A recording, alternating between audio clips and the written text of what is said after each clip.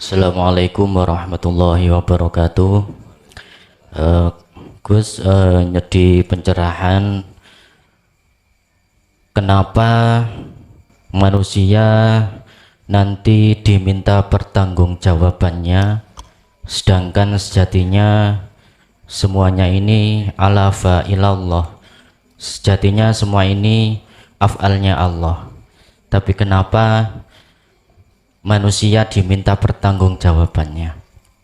Kaping kalih, bagaimana caranya untuk menyelaraskan agar kita tetap bisa memandang Allah dalam keadaan sedih atau senang?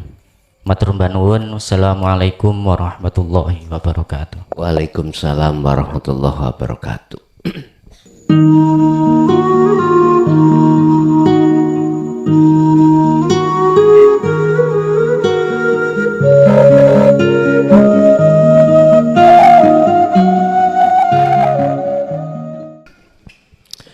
Bismillah, alhamdulillah, la khawla wa la quwwata illa billah. Asyhadu an la ilaha illallah wa asyhadu anna muhammadan abduhu wa rasuluh. Allahumma salli wa sallim wa barik alaihi wa ala alihi wa ashabihi ajmain, amma ba'd. Mantiya sira sadurunge kau mati, mutu qoblal maut,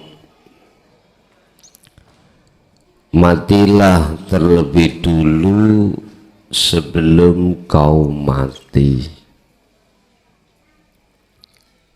Matikanlah dirimu, keakuanmu, sebelum datangnya satu kematianmu. Ini tujuan semua manusia saat di dunia ini dituntut untuk lekas kembali dan bertemu Allah. Tatkala hal ini tidak lekas kau lakukan, sumala tunsorun, maka jangan harap pertolongan dari Allah akan kau dapatkan. Gak bisa. Tetapi jikalau hal ini kau perhatikan dan kau lakukan, maka summatun sorun, walaupun kau tidak mengharapkan datangnya pertolongan, maka dengan sendirinya akan datang.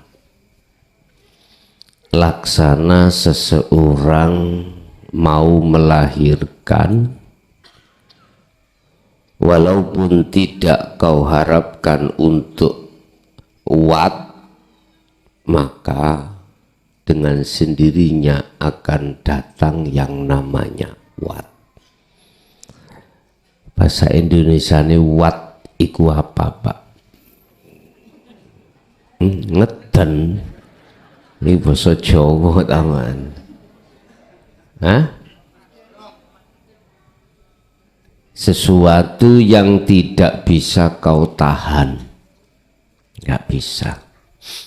Yismbuh itu sesuatu yang tidak bisa kau tahan, itu apa pun.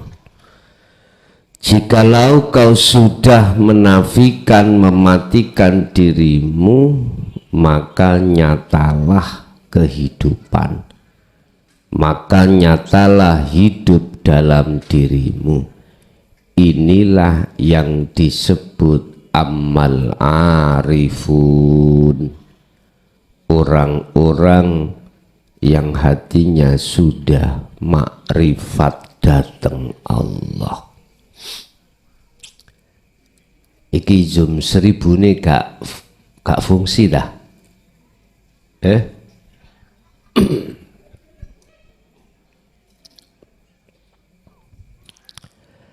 Apa yang diharapkan dan atau yang diminta orang-orang yang sudah arif itu tidak ada.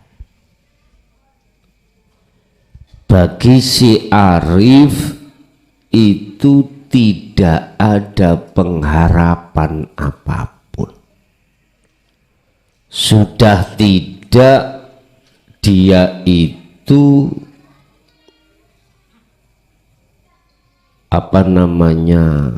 minta sesuatu pada Allah.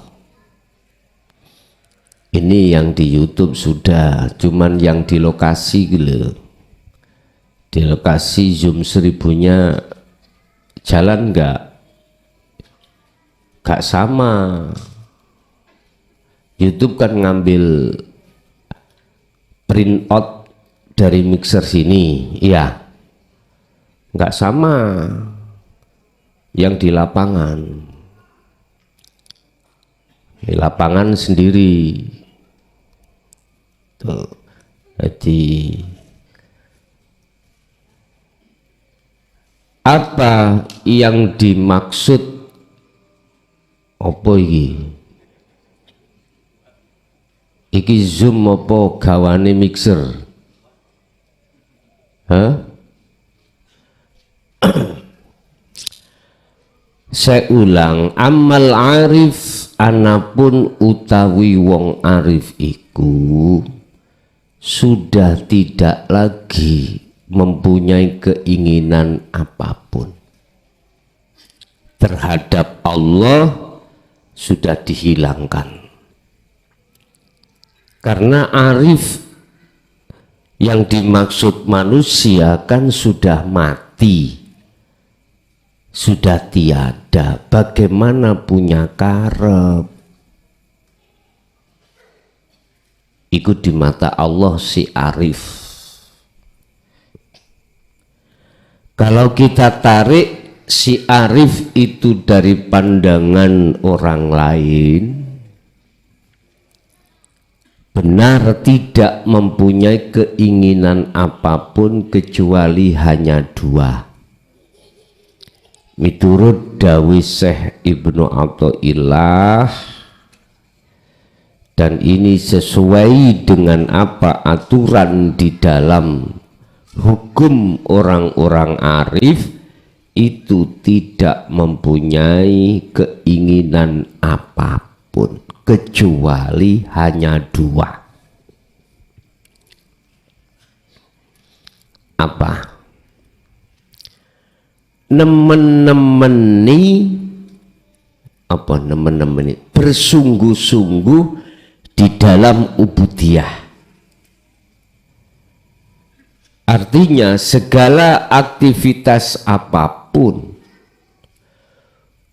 kok kumawulone arif iki hanya mengharap pada Allah, senantiasa makrifat gitu, senantiasa rohaniyahnya itu tidak lepas dari Allah. Satu.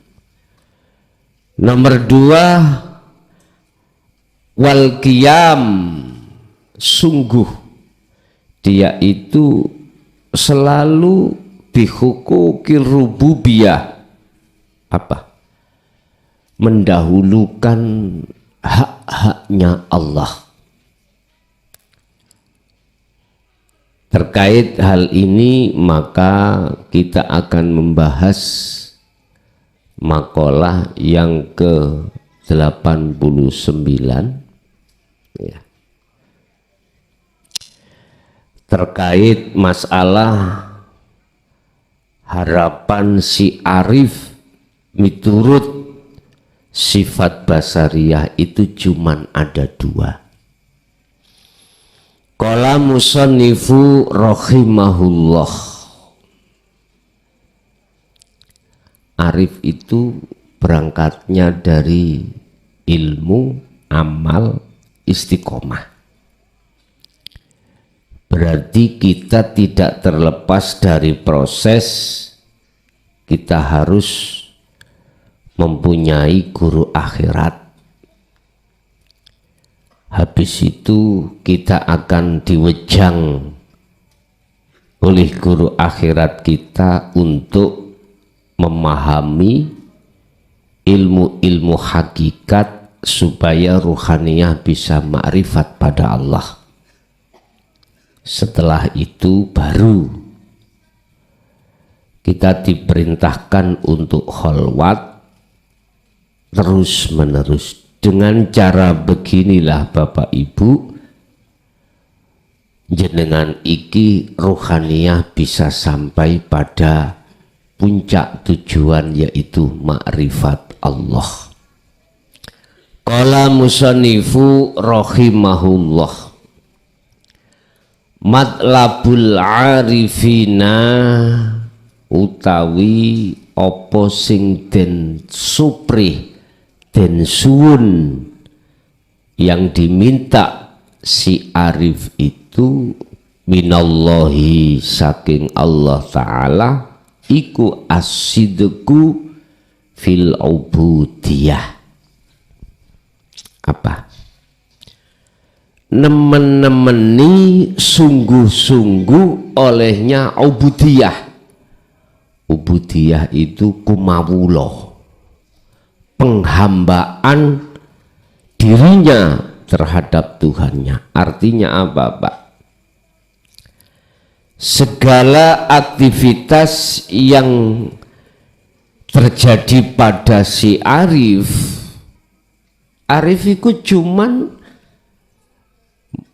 apa? Nemen-nemeni bersungguh-sungguhnya dia untuk bertajali, menghilangkan iman, rasa keakuan diri alias mematikan diri selalu. Sebab dengan begitu maka nyatalah kedirian Allah yang berlaku di dalam si arif.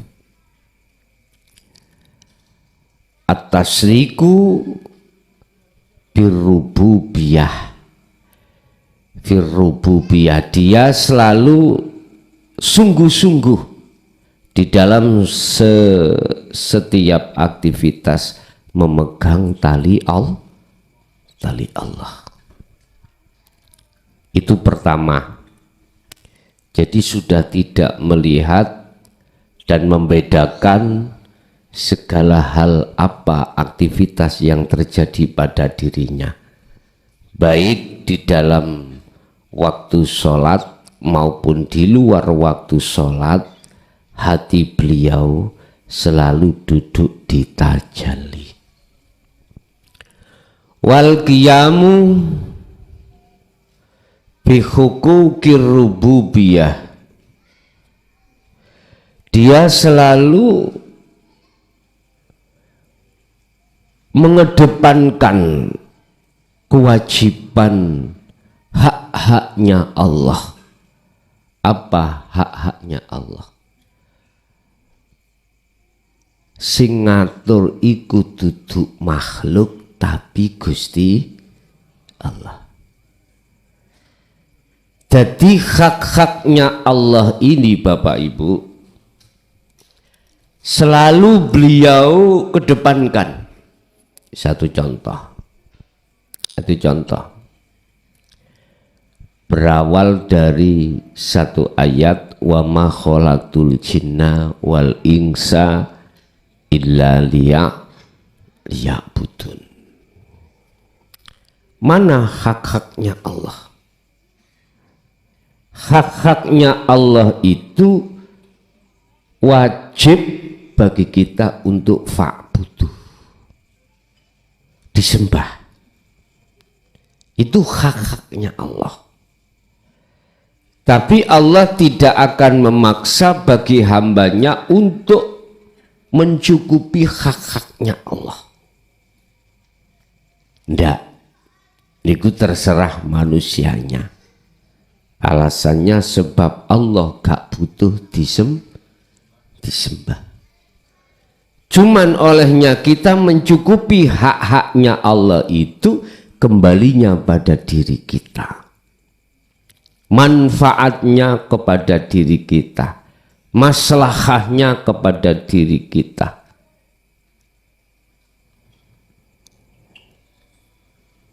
Syafaatnya terhadap diri kita, pertolongannya pada diri kita. Lah, untuk mencukupi hak-haknya Allah, biasanya kita itu setiap bulan Ramadan kita bahas tentang sifat wajibnya Allah. Satu contoh, wujud. Ya, wujud. Lah, wujud itu haknya siapa? Haknya Allah. Lawannya wujud Adam, tidak wujud berarti itu haknya manusia. Sifat wajibnya manusia. Berarti kita menetapkan yang wujud dan seterusnya itu adalah haknya Allah. Dengan cara semuanya itu muaranya di Sirul Asrar. Setiap kali apapun, cukupilah hak-haknya Allah.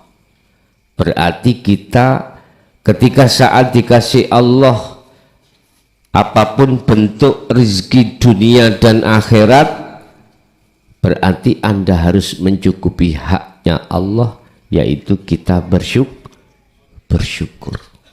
Kita bersyukur. Kita bersyukur pada Allah. Apa Allah mencukupi kita tentang masalah kebutuhan duniawiyah, kebutuhan jasmaniyah ini. Allah selalu melayani setiap waktu, setiap saat.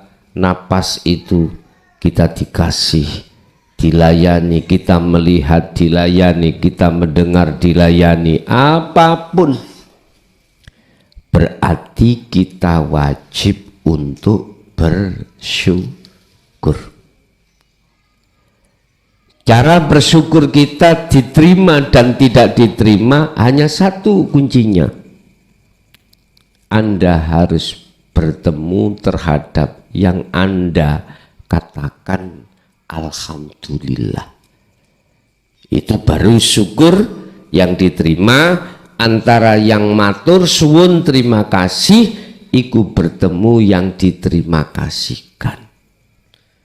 Berarti dikatakan arif manakala dia itu selalu mencukupi, selalu mengedepankan hak-haknya Allah. Wal qiyamu bi huquqir rububiyah, selalu mengutamakan hak-haknya Allah. Haknya Allah kalau diringkas berarti harus disembah. Setiap kali apapun disembah. Makanya ajaran ilmu sejati itu 24 jam kita harus menyembah. Nggak ada jeda sedetik pun untuk tidak menyembah. Nggak ada. Kecuali untuk menyembah. Lah, ini bisa dilakukan hanya terhadap si arif. Selain si arif, golongan tidak akan pernah bisa. Karena apa? Karena si arif itu bukan lagi menjadi golongan walladzina kafaru awliya'uhumut tauhid. Si arif bukan lagi sebagai budaknya hawa nafsu, tapi menjadi budaknya Allah. Beda dengan ahli hijab. Ahli hijab kita masih menjadi budaknya hawa nafsu. Dalam aktivitas taat pun kita bertaat karena nafsu.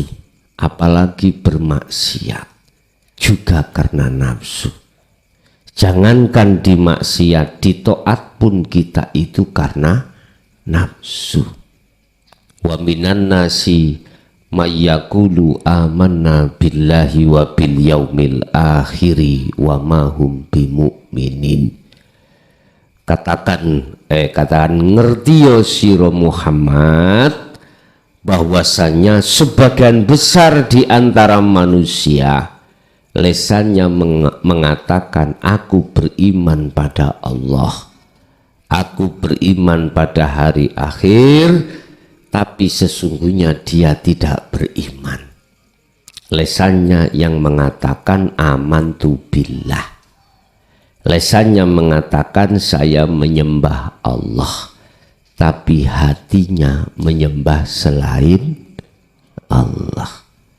Bapak Ibu hadirin jamaah rahimakumullah, berarti sumber untuk sampai pada arif pertama tadi, Anda tidak salah memilih guru. Guru yang sampean kali kula pilih adalah guru akhirat, bukan guru dunia, guru hakikat, bukan guru syariat. Istilah dalam arti kata lain, apabila kau menginginkan ya, bisa untuk berbicara berbahasa Inggris, speaking English, kau harus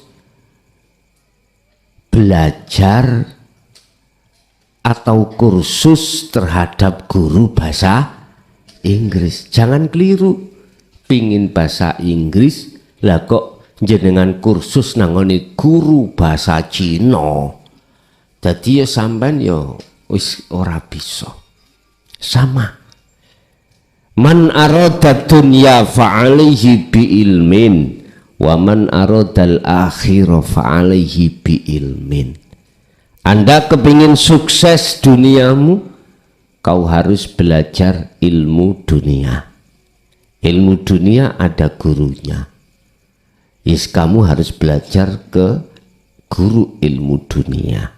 Waman aradal akhirah, manakala kau pingin sukses ruhaniyahmu tentang akhirat, tentang makrifat datang Allah, mau tidak mau kita harus berguru pada guru akhir pun titik. Lanjut dengan pingin sego pecel melebu nangone tuku dodol kemiti, yo gak ketemu. Oke, yo melebu masuklah pada toko serba ada. Di situ cari pecel ada, rawon ada, persemanan. Ya sesuk Sabtu paling depan persemanan, ngoten lho. Mbuh iku iwak kadal, mbuh iwak uloh, sing penting ana persemanan, ngoten lho. Eling-eling aku dikon ngibur jamaah Roma Kawi. Nggih, monggo. Wis ngono. Pun sing kok iso menyanyi ya nyanyi ya ngono. Tapi yang jelas apa yang ku minta lagu harus ada kaitannya dengan ngaji. Itu nanti ojo sembarang ngaji lagu-lagu begadang. Iki melayune nang ndi gak ketemu. Lagu kekasih apa piye lah baru kok ketemu. Bapak Ibu hadirin jamaah rahimakumullah, kesimpulannya orang yang sudah mematikan keakuannya hanya dua yang dia harapkan terhadap Allahnya, selalu dia itu gandeng renteng ambek Gusti Allah yang tanpa jeda. Yang kedua, mencukupi hak-haknya Allah. Apa hak-haknya Allah? Kita utamakan terlebih dulu. Walaupun jenengan ini dihadapkan kondisi apapun, selalu mencukupi haknya Allah. Apa? Menetapkan semua apa yang terjadi itu semata-mata yang berafal, yang berperan adalah hidup. Itu kuncinya ada di situ. Lah terus bagaimana caranya? jenengan iku lekas dan selalu seperti itu, mungkin saya gambar aja Anda akan paham. Katakan ini sebuah kaca. Di atas kaca itu ada wadah kecil-kecil.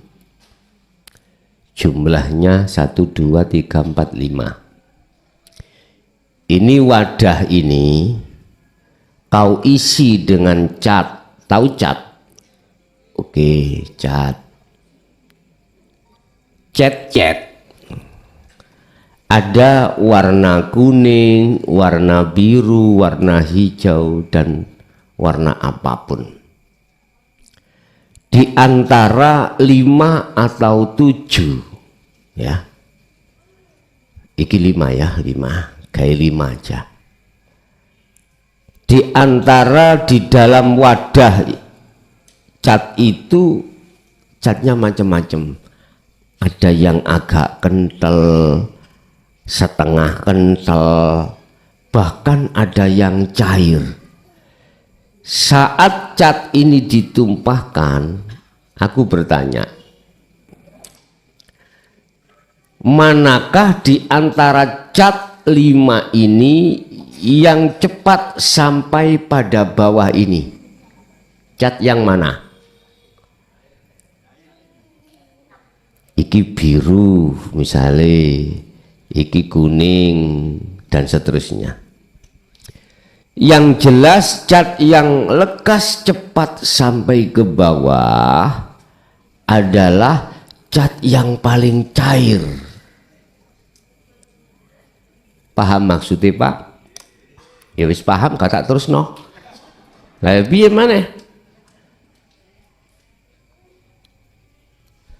Cat yang paling cair itulah yang lekas cepat sampai tujuan.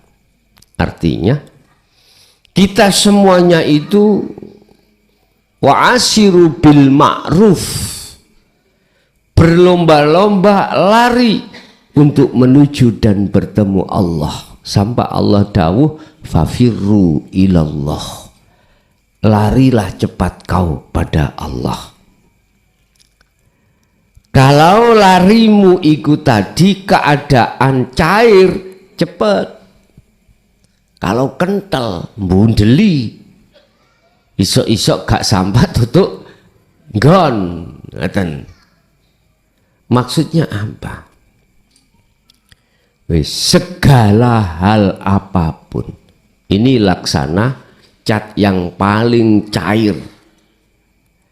Manakala di dalam dirimu itu sudah tidak ada lagi perkara sing gandoli.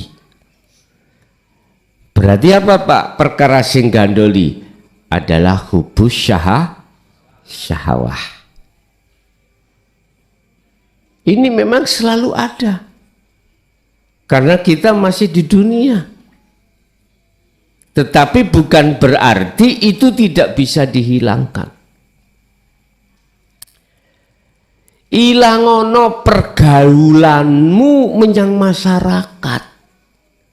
Ngedo kuwi sangka pergaulan masyarakat.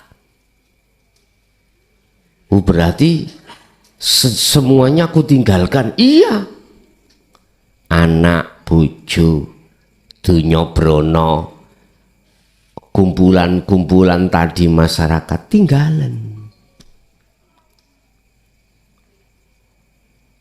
Apakah ditinggal secara fisik? Tergantung.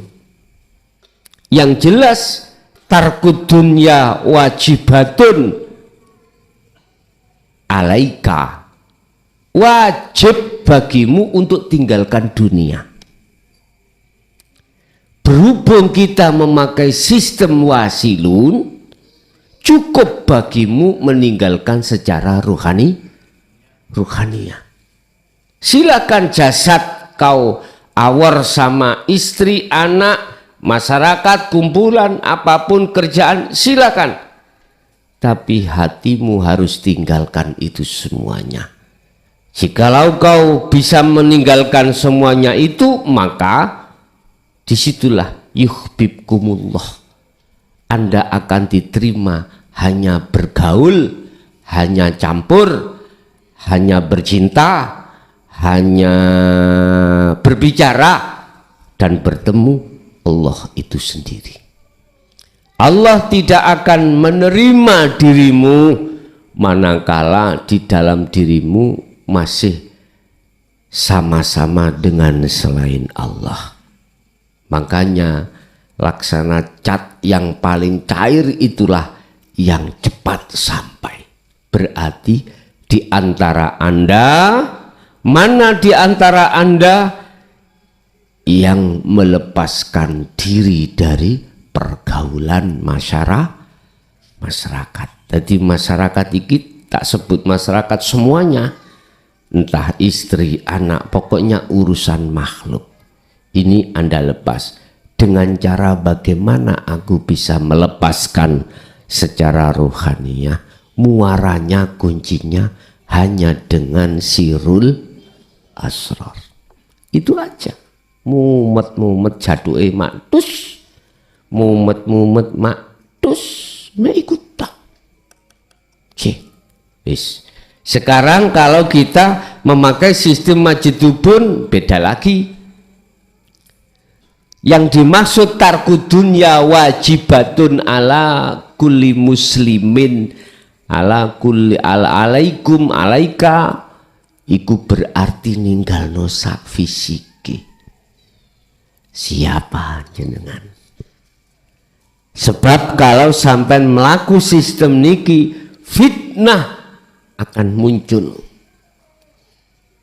Apalagi kau biasanya itu sopo masjid, kumpulan-kumpulan keagamaan rutin. Ketika saat dengan memakai sistem masjid itu pun, mereka pasti akan berkata, oh si fulan saiki ada teko hidayah, berarti tersesat. Begitulah. Anak, istri, semua kau tinggalkan. Kau berteduh di bawah kolom jembatan sendiri, mangan gak mangan opo jari. Udah, iku masjid pun di situ. Lah sekarang pilih sing gak angel-angel aja. Apa? Pilih wasilun. Udah. Anak, istri yang gak terlantar secara syariat, di tengah masyarakat juga gak timbul fitnah. Yes. Tapi saya tidak akan pernah menyalahkan bagi panjenengan yang berjalan di atas sistem majtubun. Ndak. Sebab la ikraha fiddin. Tidak ada paksaan bagimu untuk mengikuti yang mana, terserah. Jadi wajib bagi Anda manakala yang nama cat lekas sampai pada tujuan, yaitu di paling bawah nyampe itu, coron jenengan wusul, wajib bagi Anda secara ruhaniah tinggalkan selain Allah. Pun Bapak Ibu, itu apa yang bisa kami sampaikan untuk malam hari ini terkait masalah pengharapan penyuwunan si arif hanya dua terhadap Allah, dan itu tidak ada kaitannya dengan dunia. Ndak. Wis ra pengin sugih dunya ora, ra wis ra kepingin sugih pangkat jabatan ya ora, tidak kepingin pengikut banyak ya ora, tidak kepingin apapun yang berkenaan dengan dunia. Hanya satu, pertama adalah asidku fil ubudiyah wal qiyamu bi huquqir rububiyah. Dia tekun selalu menyempurnakan kumawulonya terhadap Tuhannya. Yang kedua, selalu mencukupi hak-haknya Allah. Hanya itu yang diharapkan. Urusan aktivitas dohirnya apapun terserah. Justru ketika jenengan duduk di sini itulah, di wilayah inilah, urusan perkara weteng, urusan perkara apapun yang berkenaan dengan keluarga, Gusti Allah tetap mencukupi. Walaupun tidak Anda minta, itu pasti akan diberikan. Oke, monggo kita masuk pada sesi tanya jawab atau dialog. Kami persilakan. Langsung matei. Assalamualaikum warahmatullahi wabarakatuh. Waalaikumsalam warahmatullahi wabarakatuh. Gus, sebelumnya saya mohon maaf, saya mau sedikit cerita tentang pengalaman pribadi. Pada saat di dalam detik-detik kefanaan ada sebuah kalimat perintah yang bunyinya, kibarkanlah benderaku dimanapun kamu berada. Mohon penjelasannya. Terima kasih. Assalamualaikum warahmatullahi wabarakatuh. Waalaikumsalam warahmatullahi wabarakatuh. Bendera yang dimaksud di sini adalah bendera tauhid. Bendera tauhid itu bendera yang di dalamnya itu ada satu pengajaran, yang ajarannya itu cuma satu, hanya satu, mengesahkan Allah. Itulah isi di dalam bendera tauhid. Atau boleh saya katakan, semua rasulnya Allah, mulai zaman Yammon sampai zaman Yamin, cuma satu tugasnya itu. Apa? Ani'budullaha wajtanibut taghut. Apa? Mengarahkan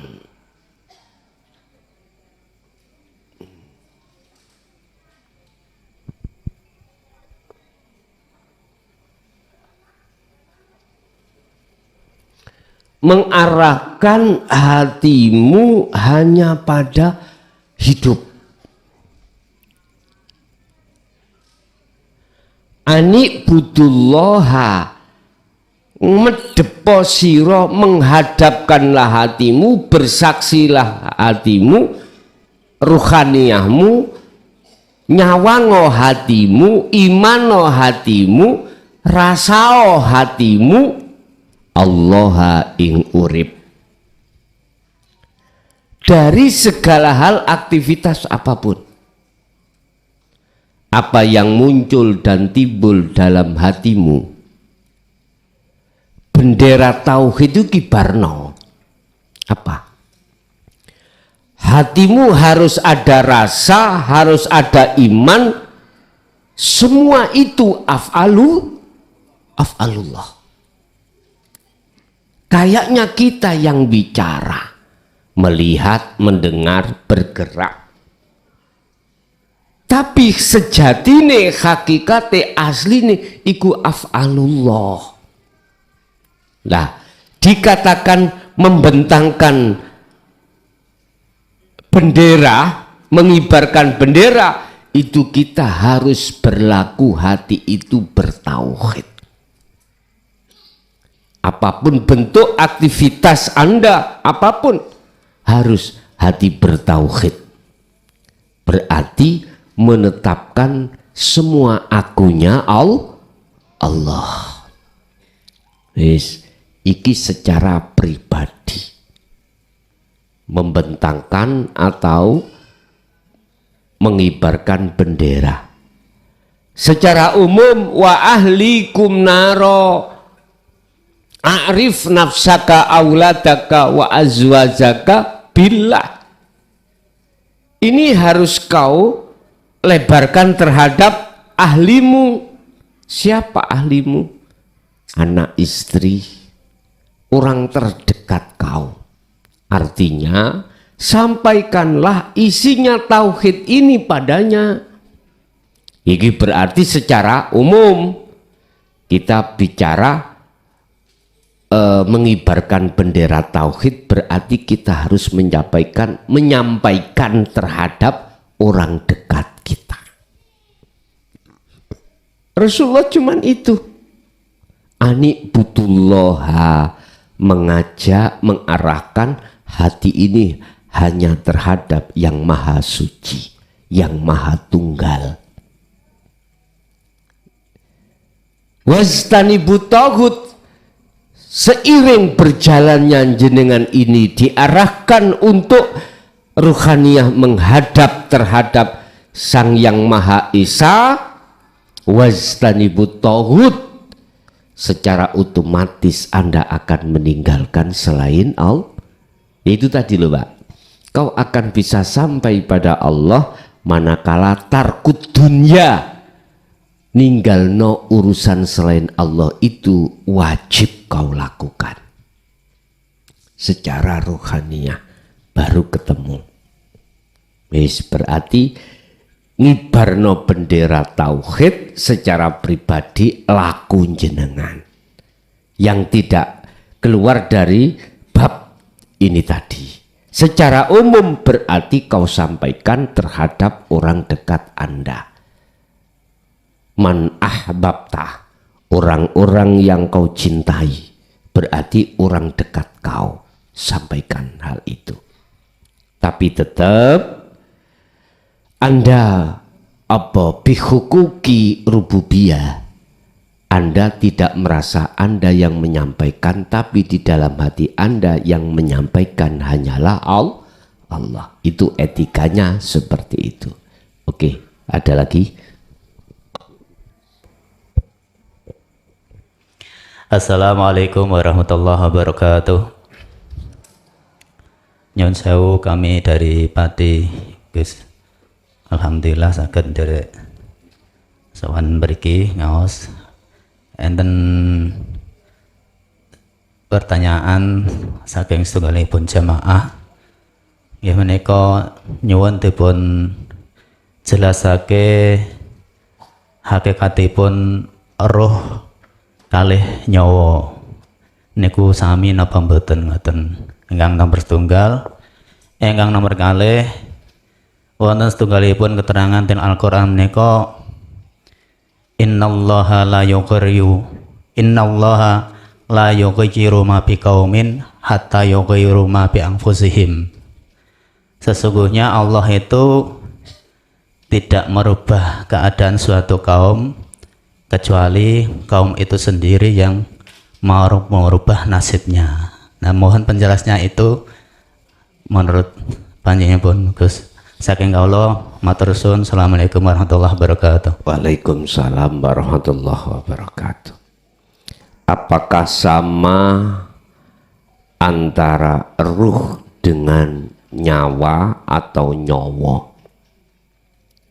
Ibu, bapak, kalau kita orang Jawa gak pantas mengucapkan ruh, karena ruh itu bahasa Arab, bahasa Quran. Wong Jawa ojo kelangan Jawa nih. Nyawa iku bahasa Indonesia. Kalau nyawa iku basa Jawa. Sama prosesnya ngeten Pak.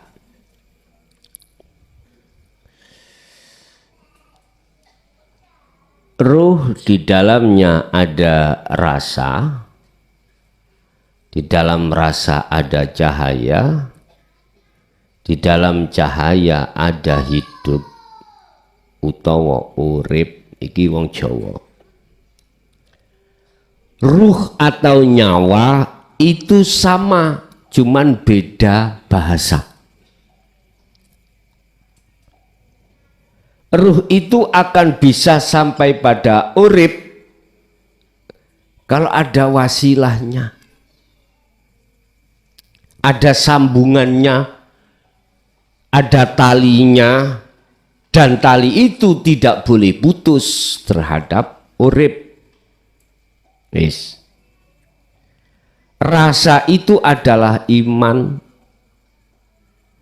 Kalau bahasa kitab Ihya, ruh itu diisarohno al-qalbu, hati. Yang hati bukan segumpal darah, bukan segumpal daging. Tatkala segumpal darah dalam tiap diri manusia baik, maka baiklah semuanya.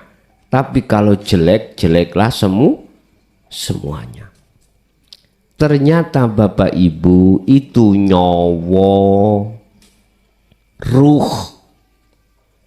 Lah di dalam ruh itu ada iman, ada rasa. Rasa ini akan jadi benar manakala dibimbing dengan ilmu rasa yang kita sebut sebagai dinul haq. Ini jikalau rasa tidak kita didik, tidak akan rasa itu dengan benar. Artinya apa, Pak? Iman Anda kalau tidak ihsan, belum ihsan, tidak akan pernah benar iman Anda. Iman Anda hanya di mulut, tapi tidak di hati. Iman Anda di zahir, tidak bisa di hati atau di ruh, tidak bisa. Contoh, jenengan bar habis disahadatno, baru Anda disebut orang Muslim. Oke. Naik habis Muslim, habis Islam, iman. Bukti kalau Anda iman, menjalankan perintah, meninggalkan larangan secara fisik. Ini secara dohir lesan ada. Jenengan ini. Tapi ditanya, hatimu bagaimana? Betulkah kau meninggalkan larangan dan menjalankan perintah secara rohaniah? Tidak. Hanya secara jasmani. Rohani belum. Ini berarti iman Anda itu imani namanya nurul iman. Iman sing masih jari katanya. Jenenge pangeranmu sopo? Allah. Jari sopo? Jari si A jari nih Quran. Berarti kemana-mana nggih sampean ya sih nurul iman, masih jari. Lah sifat Gusti Allah khalaqakum, menciptakan kau semuanya makhluk. Lah buktekno. Mestinya iman ini kau buktikan siapa sebenarnya Allah yang tadinya itu adalah sebagai Khalik, sang pencipta makhluk. Buktekno. Anda mau tidak mau, kalau Anda itu ingin membuktikan sebetulnya Allah ikut Tuhanku yang menciptakan untuk bertemu, maka mau tidak mau wajib Anda masuk di dunia hakikat. Akhirnya Anda dididiklah ilmu tentang rasa, yaitu dinul haq. Akhirnya Anda paham ilmunya, kemudian Anda dititipi guru Anda tentang masalah zikir sirul asrar, baru rasa yang benar muncul. Su'aul basiroh. Apa? Jenengan iki sudah merasakan bahwasanya hidup atas segala-galanya itu wujudnya Allah. Yes. Terus Anda melakukan mengasah dzikir tersebut. Allah katakan nurun ala nurin yahdillahu li nurihi mayyasha. An-Nur 35. Cahaya ini hanya kuberikan terhadap hambaku yang kukehendaki untuk menerangi jagate ati. Ala nurin ini disebut nur makrifat, bukan nurullah. Nur makrifat beda dengan nurullah, Pak. Antara nurullah dengan nur makrifat, nurullah dengan nur makrifat beda. Kalau nurullah ini masuknya di makom muhadharah. Muhadharah.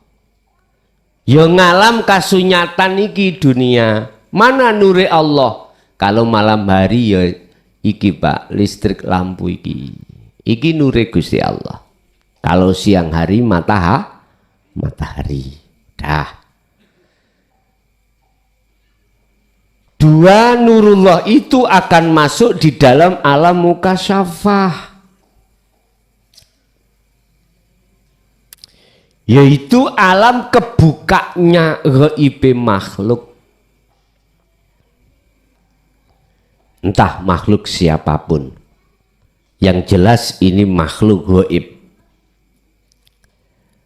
termasuk entut. Itu makhluk gaib ya. Sampeyan pingin roh rupane entut, sampeyan masak ngentutohi dandang tutupen, engko segone kuning. Kula nate buktekno waktu ning Mojosari Pondok Darul Hikmah biyen, kepingin roh wujute rupane entut. Ternyata saya punya teman namanya Tarsim kalau nggak salah itu.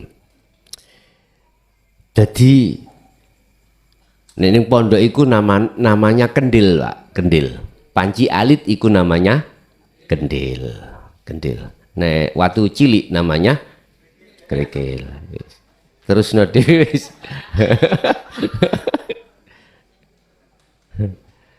Iki Cak Sodik iki wis. Sesuk Cak Sodik ya.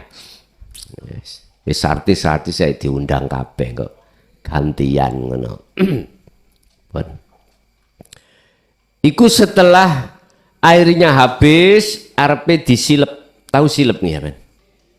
Diweni godong, ditutupi rapet. Kalau di pondok dulu dikasih batu di atasnya itu. Tutupi panci, sadurunge ditutup iku dikasih godong, terus dikasih tutupi panci, terus ditemek kali watu. Jangka 10 menit tak jamin kuning. Ternyata nggih, Pak. Kuning. Berarti rupane entut iku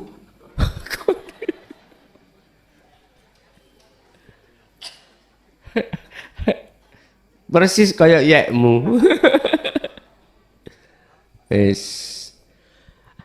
Alam mukasyafah yang kumaksud itu bukan bangsa entut. Di dalam alam malakut ada malaikat, ya. Ada alam lahut, di situ ada kumpulan jin, kumpulan iblis dan lain sebagainya. Ini alam gaib barang. Alam lahut, di situ ada para arwah, para kekasih Allah dari unsur Nabi dan Rasul dan kekasih Allah jenengan iki. So iku mlebune ning gunung. Mboten ning alam barzah. Alam barzah iku alam sing gelap. Iki nggone ahli hijab. Nek ahli suhud itu dimasukkan alam lahut.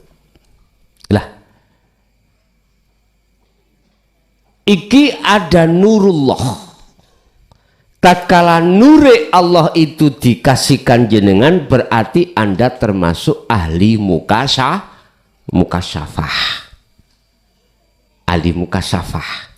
Jadi tahu kliwar-kliwure malaikat Israil iki tahu. Ngliter ae. Apalagi waktu Covid iki. Wis gak Israel wis mboten kober mangan. Jadi bedoli kene, bedoli kuno ngalah ngalih. Bon. Wis iku nurullah. Kalau nur makrifat ya. Nurullah ini di dalam alam mukasafah muncul itu karena Anda punya satu aurat wirid sing jenengan wadifahkan, istiqomahkan. Akhirnya muncullah karo yaitulah nurullah. Anda dulunya nggak bisa nyebul banyu kanggo mertombo orang, sekarang kok ya judo. Jadi ana wong loro untu njaluk tombo, sampean amaliyah wau sampean waca, sampean nyuwun datang Allah, sampean sebul waras. Sing suwe gak oleh judo, njaluk judo disebul. Teko judone. Apapun itu bentuknya. Lah itu bentuk karomah, nurullah. Yes. Kalau nur makrifat Bapak Ibu khusus itu diberikan terhadap mayyasha.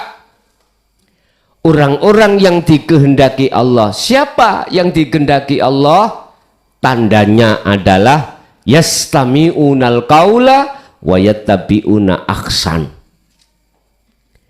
Dialah yang mengikuti ajaran Nabi Ibrahim. Termasuk Muhammad itu mengikuti ajaran nenek moyangnya yaitu Ibrahim. Nek sampe rodok merotes aku ngomong Ibrahim ngoko ya Mbah Ibrahim. Kurang enak ya Nabi Ibrahim ngene kok prawotes. Oh Nabi Ibrahim lho. Apa ning kono iku gak gila hormat. Ndak. Enggak njaluk dihormati, ndak. Termasuk anak cucunya Nabi Nuh, termasuk Nabi Muhammad. Enggak minta untuk dipuja-puja, ndak. Enggak minta. Dia itu oleh karena memakai ajaran yang lurus. Wa ana minal musyrikin. Aku sudah tidak lagi termasuk orang-orang yang menyekutukan Allah. Sebab aku ini wajah tuwaj. Ya, ajaranku iku mengarahkan wajah ruku hanya pada Allah. Gini kuau sing kula maksud anik butullaha. Anik butullaha. Lah, termasuk Nabi Muhammad. Nabi Muhammad pun juga mengikuti apa yang telah diajarkan oleh Nabi Ibrahim. Makana libasarin ayyuk tiyahullahul kitaba al-hukma yakulu wan nubuwata thumma yakula linnasi kunu ibadalli. Gak pernah Pak Nabi Ibrahim ambek Nabi Nuh, ambek Nabi Muhammad terakhir itu ngomong sembahan aku, nggak pernah. Pujaan aku, nggak pernah. Mujiyo nang aku sebab aku yang membimbing awakmu, nggak pernah. Apa yang dia dengungkan? Kunu Rabbanina walakinna kunu robbaniyina. Sembahan Allah, pujiin Allah, pujaan Allah. Artinya apa Pak? Kalimat yang awal tadi tidak pernah menyuruh umatnya untuk memuja, memuji, menyembah pada dirinya. Kalimah itu kalimah isyarah. Artinya apa Pak? Gini, siapapun kita kalau belum bener nyembahe nanggone yang esa, mesti kita itu merasa kita itu orang yang lebih baik daripada yang lain. Dengan begitu maka kita akan gila dengan pujaan orang lah. Apalagi kita golongan orang alim, Pak. Karena ilmu, walaupun secara lahir tidak terus terang mengatakan sembahan aku, pujiin aku, tetapi hati kita mengharapkan pujaan masyarakat ikut termasuk. Dan itu bukan ajaran Rasulullah, bukan. Yun sewu loh ya. Sebelumnya tidak mengurangi rasa hormat. Banyak makola yang mengatakan kui iku kudu nduweni pujaan, pujian, sesembahan pada guru makhlukmu. Mohon maaf, Rasulullah nggak pernah. Dalam Al-Quran pun tidak pernah hal itu disampaikan. Justru yang disampaikan mulai dari Nabi dan Rasul siapapun sampai kanjeng Nabi Muhammad, iku walakinna kunu rabbaniyina, sembahan pujian, pujaan Tuhanmu.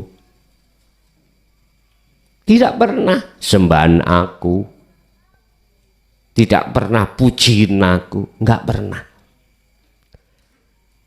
Iki tidak harus diucapkan secara lisan, enggak.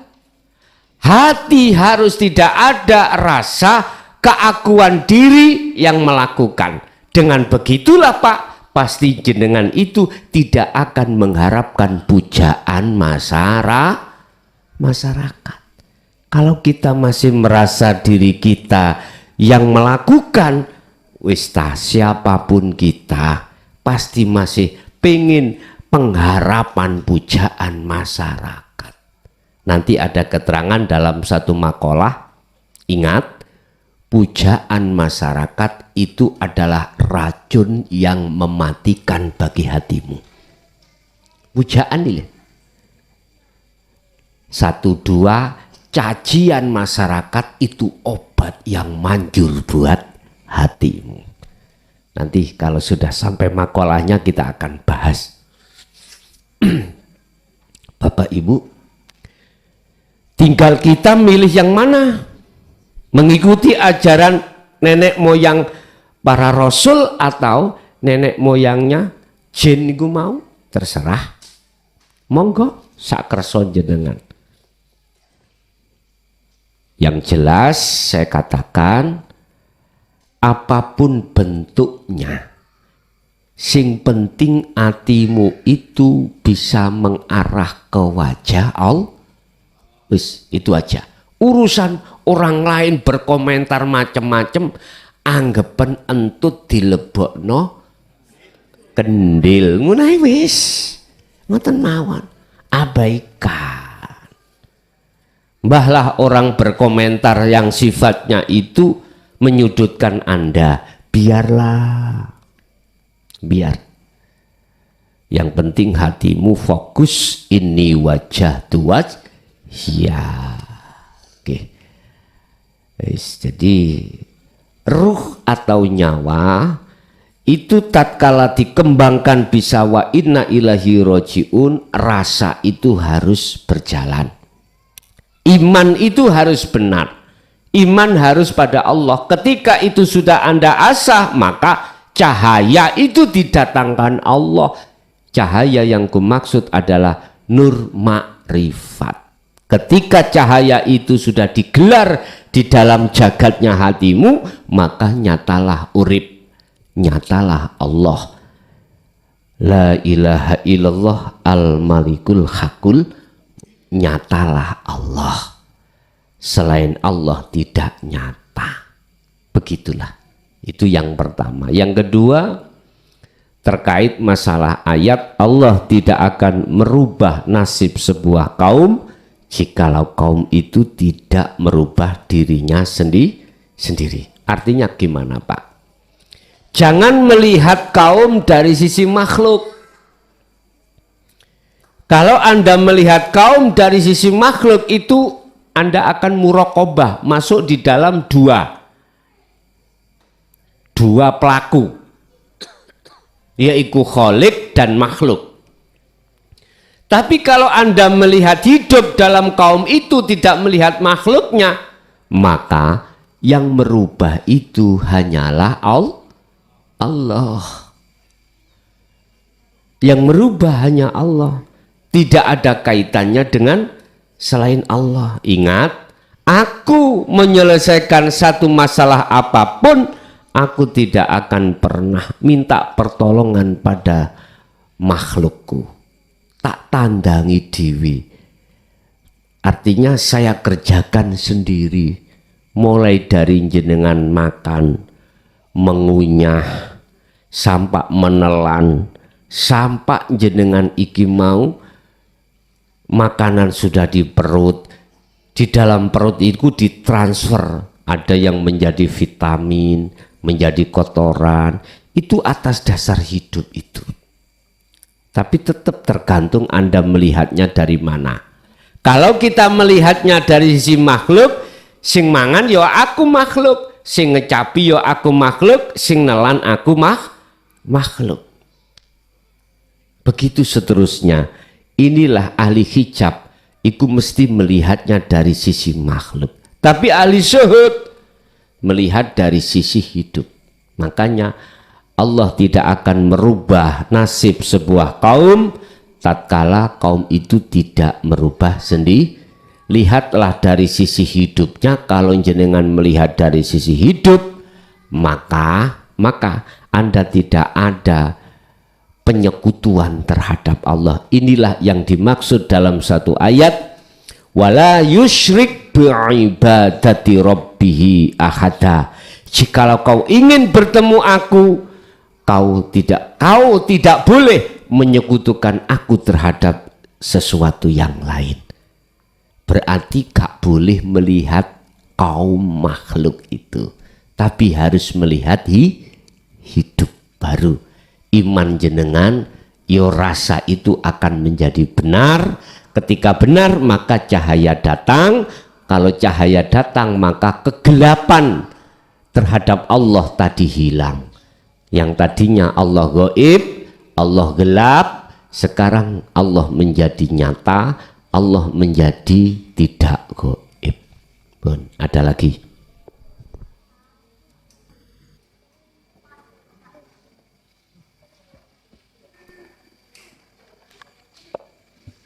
Assalamualaikum warahmatullahi wabarakatuh. Ada suatu Alkisah Nabiullah Ibrahim bertanya kepada Allah, "Ya Allah, bagaimana engkau menghidupkan orang yang mati?" Allah berfirman, "Ambil 4 ekor burung dan masing-masing burung kamu taruh dan ditempatkan di bukit gunung, dan yang lainnya kamu tempatkan di bukit gunung lainnya." Dan Alkisah ini bisa kita ambil, dijelaskan dan suatu ilmu. Apakah yang dimaksud makna 4? Dan apa makna bukit gunung? Dan apa mati? Sekian. Waalaikumsalam warahmatullahi wabarakatuh. Waalaikumsalam warahmatullahi wabarakatuh. Kisah apa yang terjadi pada Nabi Ibrahim ketika saat beliau itu menyatakan keakuan Allah, sama dengan kisah terhadap para nabi dan rasul yang lainnya. Cuman kiasannya sama, cuman bentuknya tamsil iku beda-beda. Tapi maksudnya sama. Yun sewu, kalau di dalam Nabi Musa itu 2 sandal. 2 sandal yang harus dilepaskan. Lah, terus Nabi Ibrahim 4 perkara tadi meliputi burung dan gunung. Apa sebetulnya tamsil, kiasan itu maksudnya apa? Tidak jauh berbeda dengan apa yang tiap saat dan waktu kita alami, Pak. Kita alami. Satu, kita dihadapkan Allah dua sifat, yang mana sifat kedua-duanya ini saling tabrakan. Satu sifat disebut basariyah, menarik ruhaniyah kita untuk berjalan mengikuti hukumnya nafsu. Yes. Umpama tak gambar Allah iki ruh, terus di sini nafsu.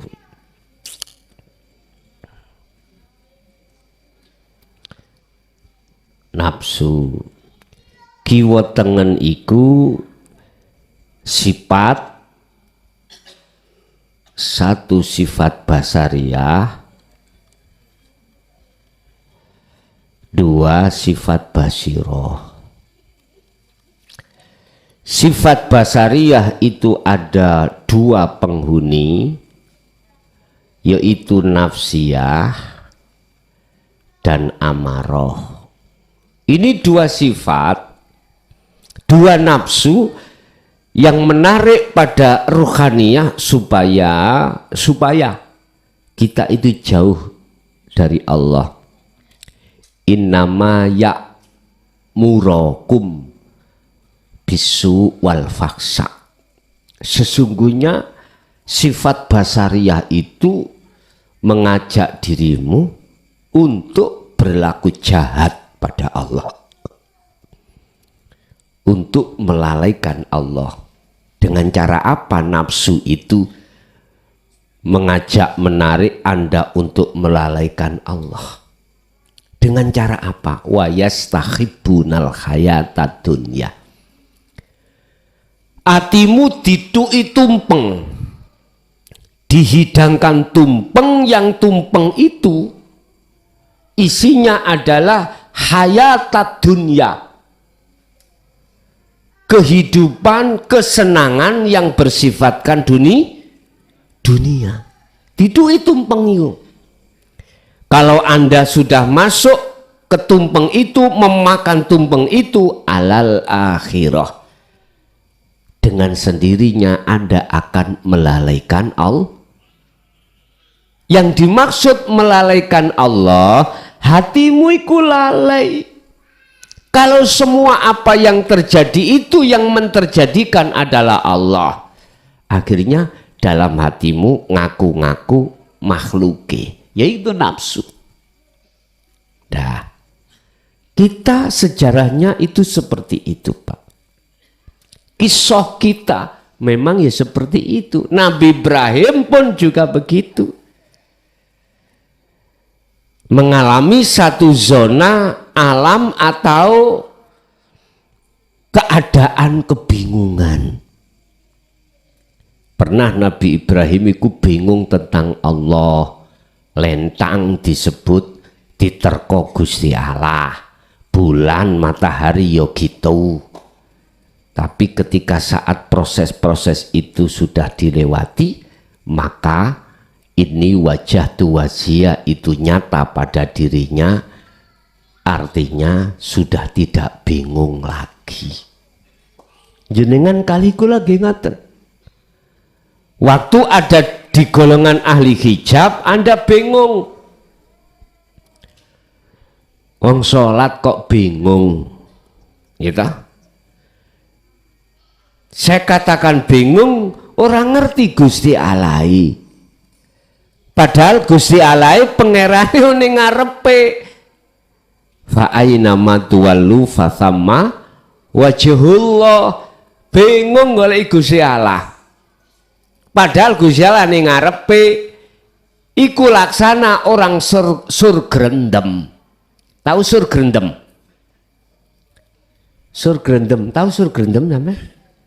dulinan sampan cilian biyen, ayo sur grendem. Sur grendem itu sing dadi ku motone mripate dicancang sarung. Terus goleki koncone, nek ketemu digecoki, "Wah iki." Langsung kan. Itu namanya apa? Petak umpet. Oke, petak umpet. Dhisik jaman alit kula jenenge sur grendem. Mbah kok namine sur grendem. Jadi gak kelihatan walaupun di depannya itu. Karena matanya tertutup. Hati kita tertutup oleh hayatat dunia, Pak. Akhirnya gak cetok Allah. Gak cetok. Jadi ketok tembok, ketok sajadah. Ya iku. Ketok urusan dunia. Iya. Kadang-kadang kita kalau sop kedua sing ngarep klambine wapik ngono pira ya regane. Kadang-kadang ati sing hasud paling dikei. Nah, mergae penggaweane iku ngaji, paling ditukokno. Ati sing hasud masih yo kate lapor raimu.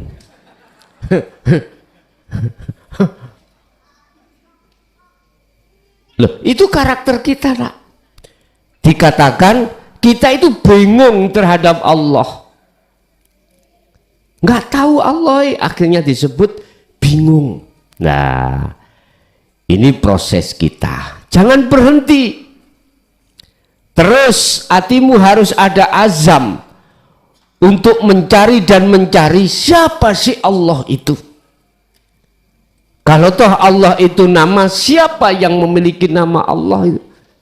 Maka akhirnya kita dipermudah Allah jalan untuk menemukan satu ajaran, walaupun itu lewat YouTube. Zaman sekarang medsos, nggak apa-apa. Sing penting ada yang bertanggung jawab di situ. Siapa yang tidak bisa mengupload konten-konten ngaji tapi di situ tidak mau bertanggung jawab? Sing penting oleh duite, nggak ada. Notifikasinya itu banyak, akhirnya dapat bayaran.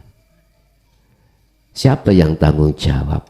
Kasihan umat tanya kemana manakala tidak paham. Kasih nomor telepon kau, yang di situ yang bertanggung jawab, baru gentle kau. Gitu loh. Jangan dibikin umat ini bingung. Kadang-kadang Pak, ada yang menarik keuangan di situ.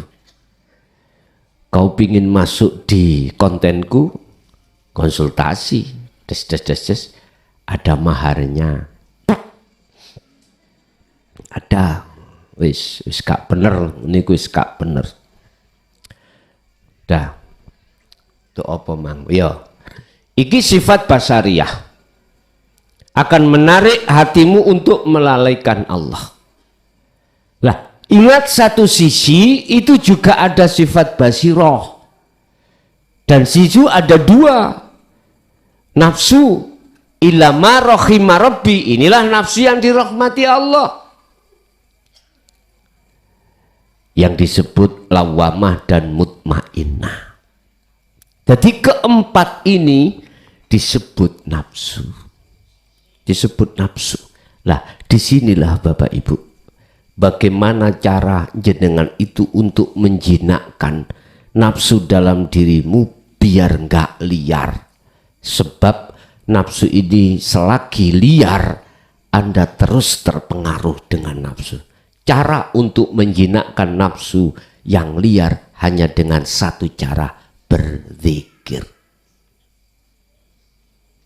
Apalagi kau susul, kau iringi dengan jasmaniamu berpuasa. Tambah pendukungan yang lain. Makanya orang-orang dulu mesti tahan lapar.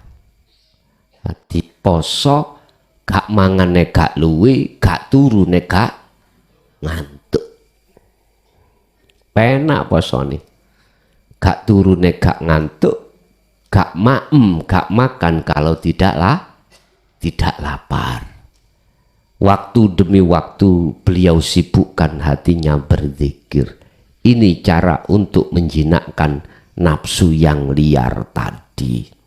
Nah, ketika saat yang liar itu menjadi jinak, satu sisi Anda terus melakukan zikir fa'ainama kunta, dimanapun kau berada, apapun keadaan Anda, maka disitulah nanti akan jadi fana, akan jadi hancur. Yang membuat muncul dalam hati kita keakuan makhluk itu dari situ. Kalau ini sudah jinak, nggak menggoda Anda, maka nggak muncul akunya hamba. Barulah muncul akunya Allah. Akhirnya kau naik di Allah. Naiknya Anda disebut mi'raj atau disebut suluk.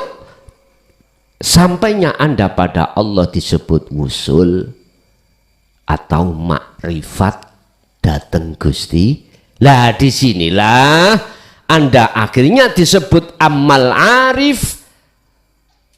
Anapun utawi wong arif iku la yarawna li anfusihim sayan. Sifat pengakuan hamba makhluk itu sudah lepas. Ikilah sing tak sebut matilah kau mutu qoblal maut. Matilah dulu sebelum datangnya kematian. Kalau Anda sudah menafikan semua keakuan makhluk disebut nafsu, maka muncullah keakuan Allah, berarti Anda sudah sampai di makrifat seperti Nabi Ibrahim tadi. Jadi burung termasuk ya makhluk, gunung ya termasuk makhluk. Itulah yang kusebut sifat basiroh dan basariyah. Ada lagi?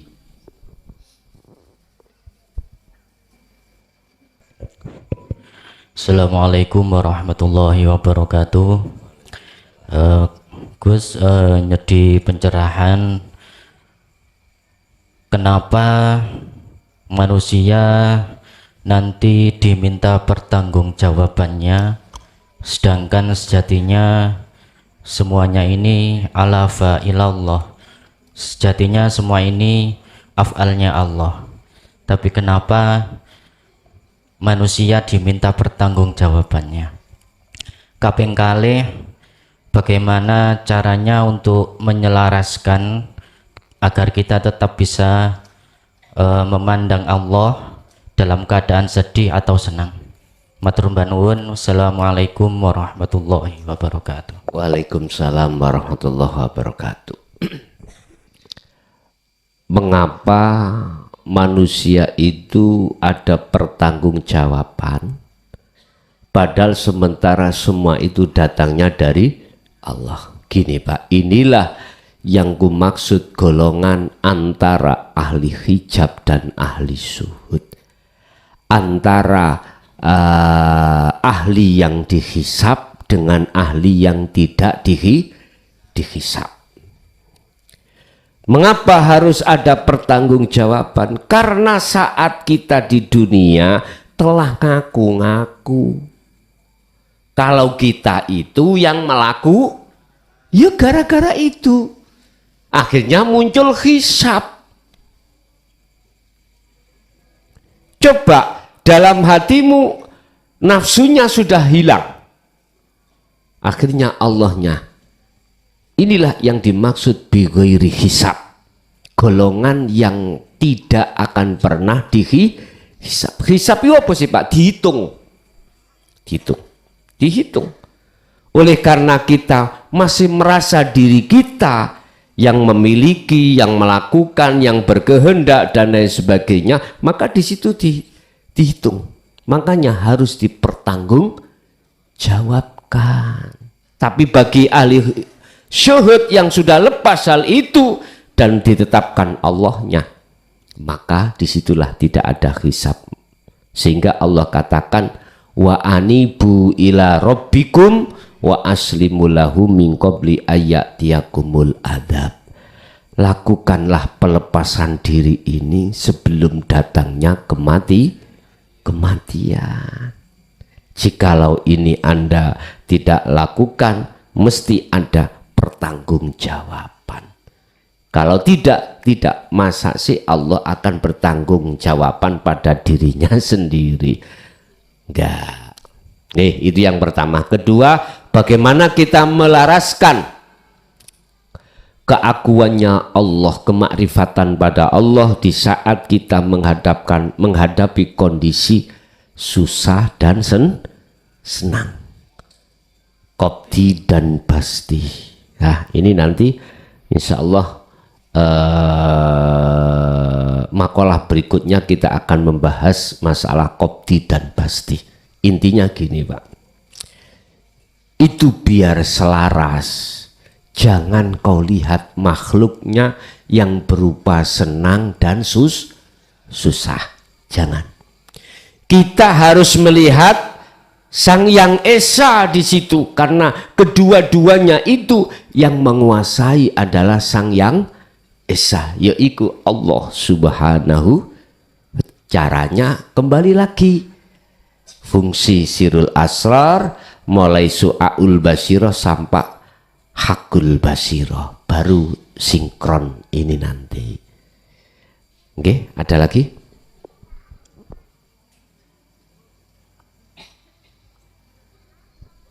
Cukup?